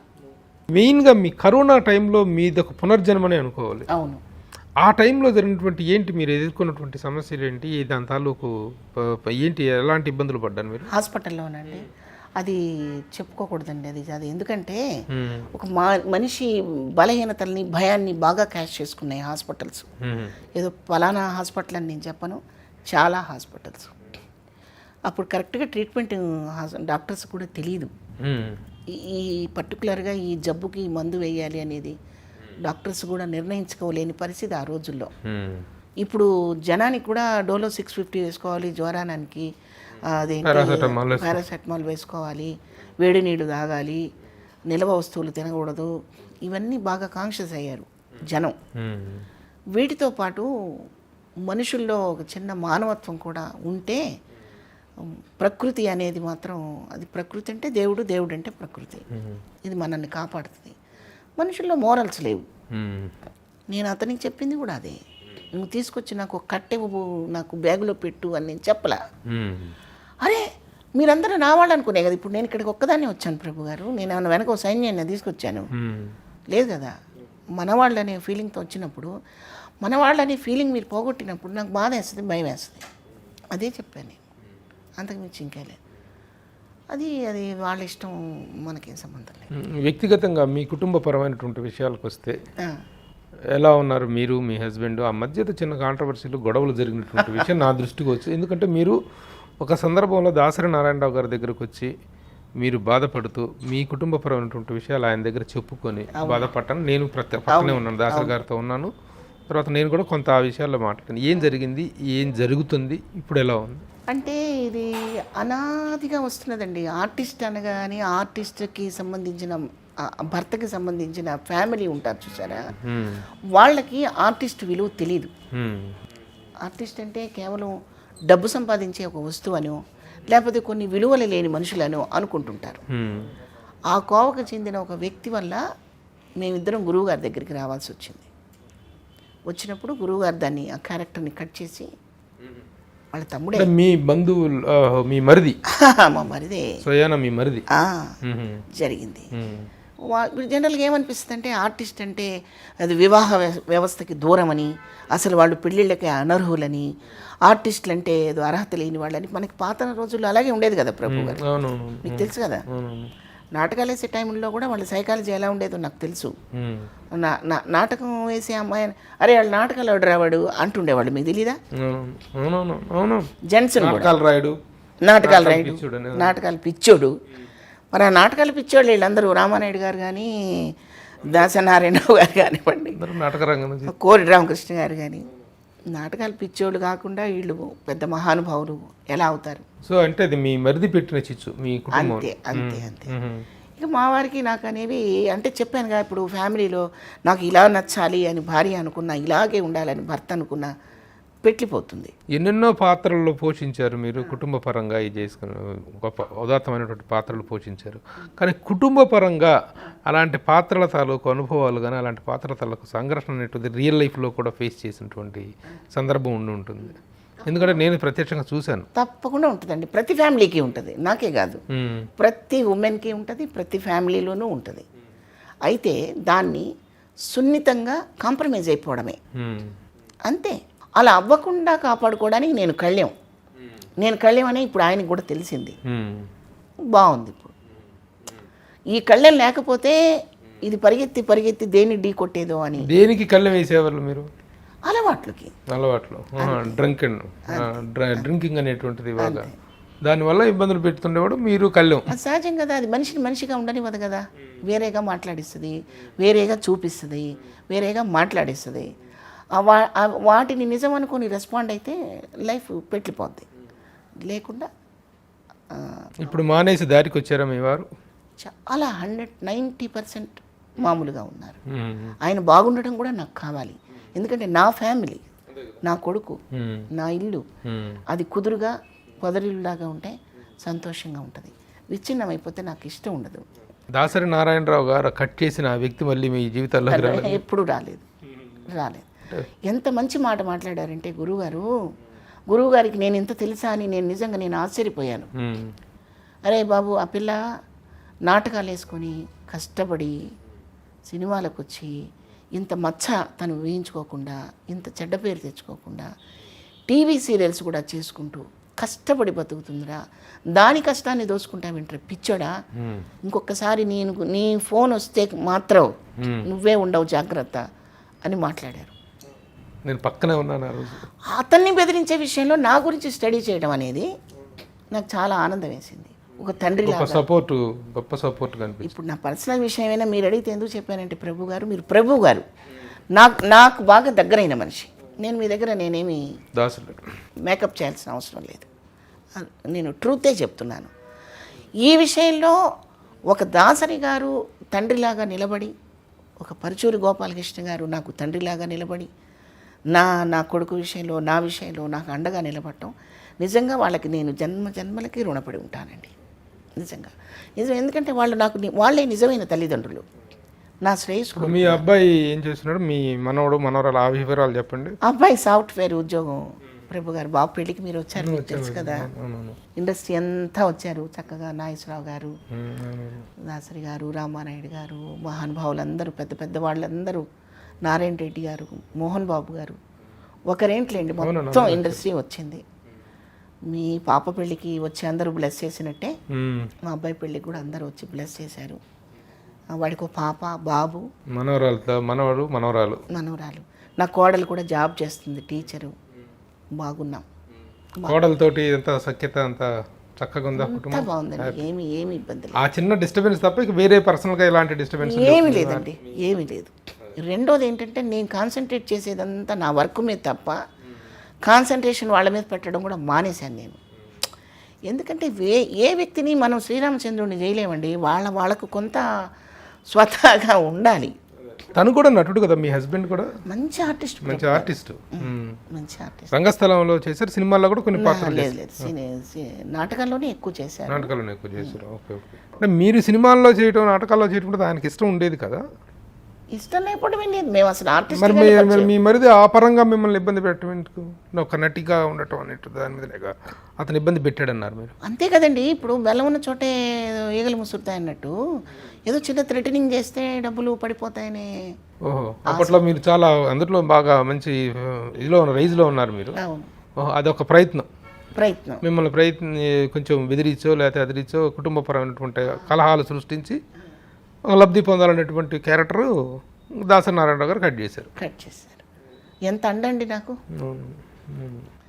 దాసరి నారాయణరావు గారే కాదండి, పరచూరు బ్రదర్స్ కూడా నా కుటుంబానికి సంబంధించి ఎప్పుడు వాళ్ళు ఒక తల్లిదండ్రుల్లాగా, బుజ్జమ్మ గారు కానివ్వండి, గురువు గారు కానివ్వండి, ఒక మాట చాలు, ఒక మాట చెప్తే విశ్వసించే పరిస్థితిలోనే మేము ఎప్పుడూ బద్దులమై ఉంటాం.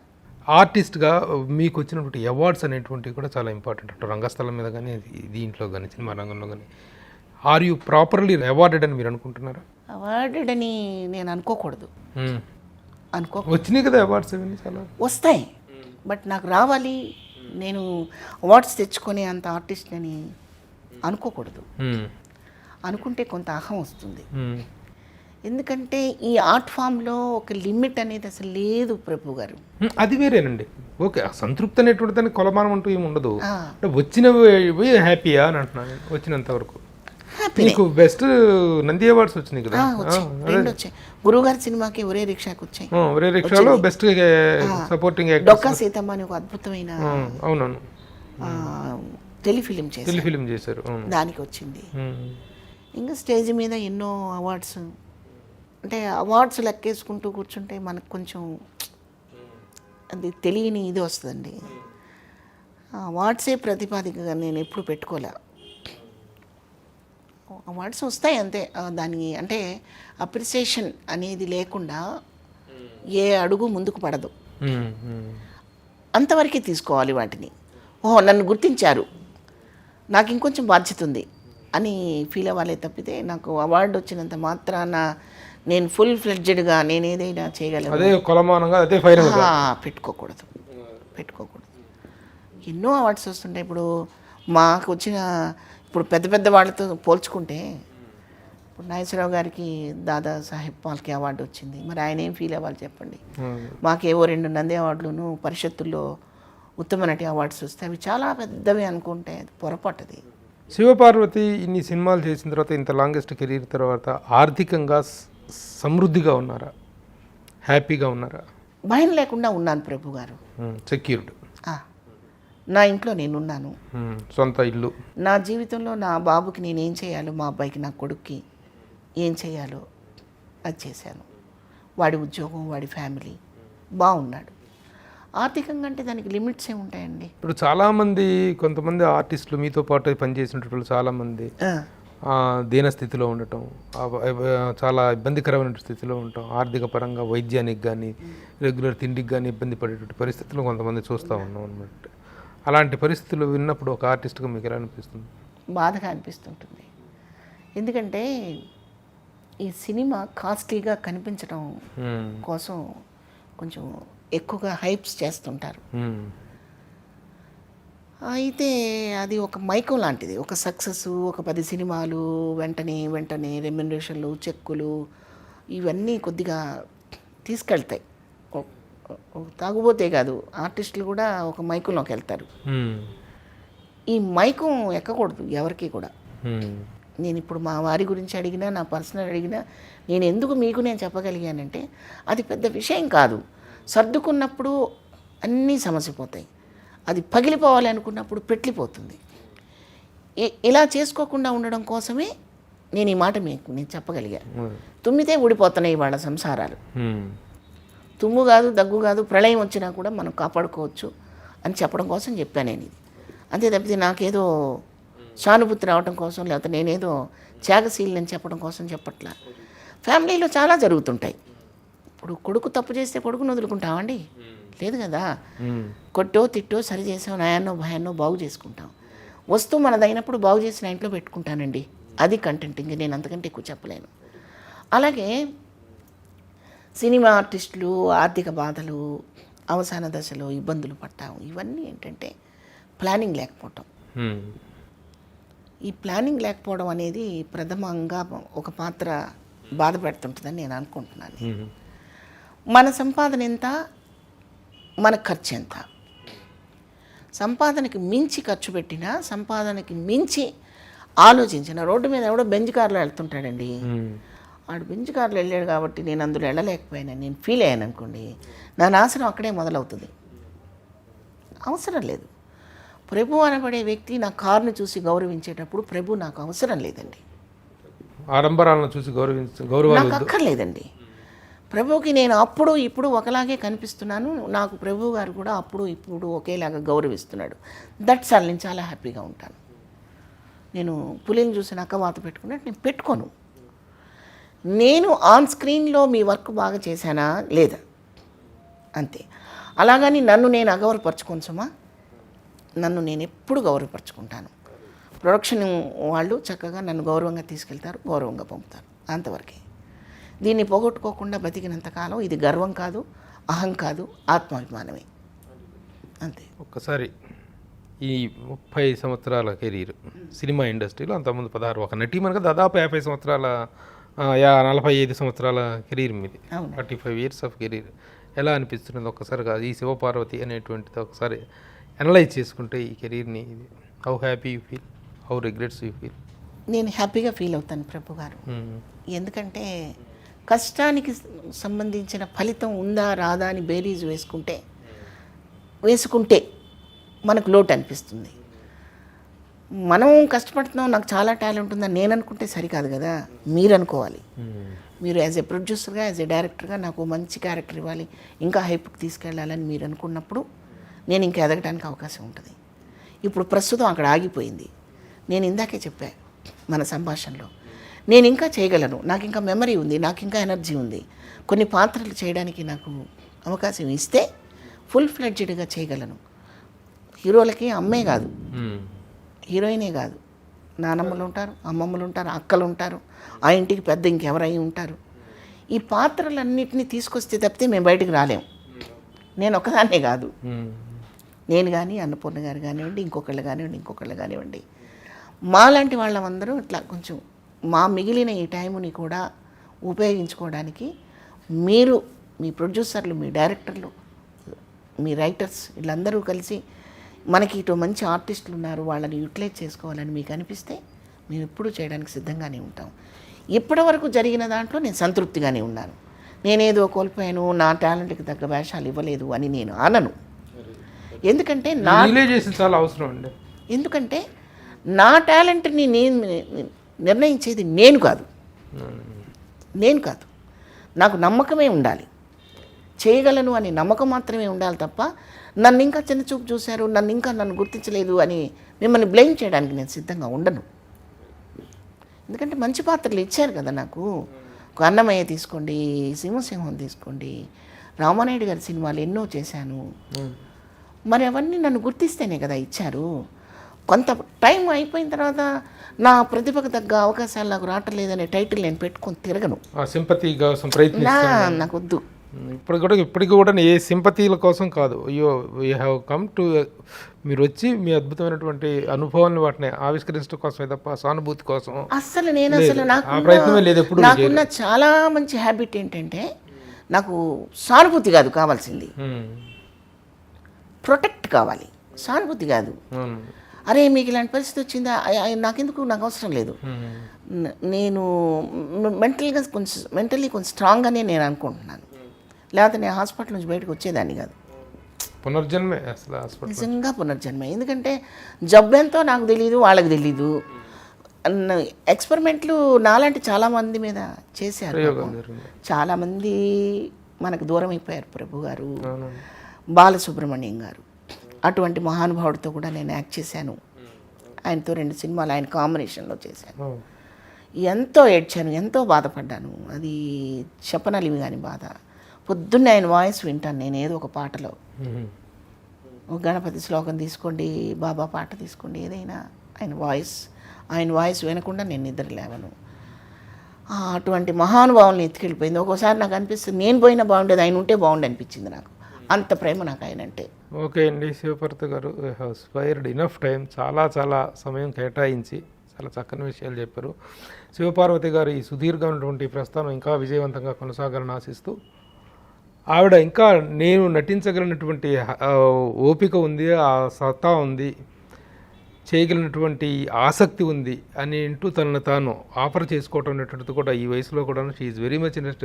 ఒక రకం పాత్రలే కాదు, అటు మదర్ పాత్రలు కానీ, నానమ్మ పాత్రలు, బామ్మ పాత్రలు లాంటివి కూడా మాకొక్క చేసే అవకాశాలు ఉన్నాయి, మమ్మల్ని ఉపయోగించుకోండి అని చెప్పేసి ఆవిడ చెప్పడం అనేటువంటిది ఇప్పటికీ కూడా ఆవిడకి నటన పట్ల కానీ, కెరీర్ పట్ల కానీ ఉన్నటువంటి ఆసక్తికి, ఆ శ్రద్ధకి నిదర్శనంగా మనం భావించాల్సి ఉంటుంది.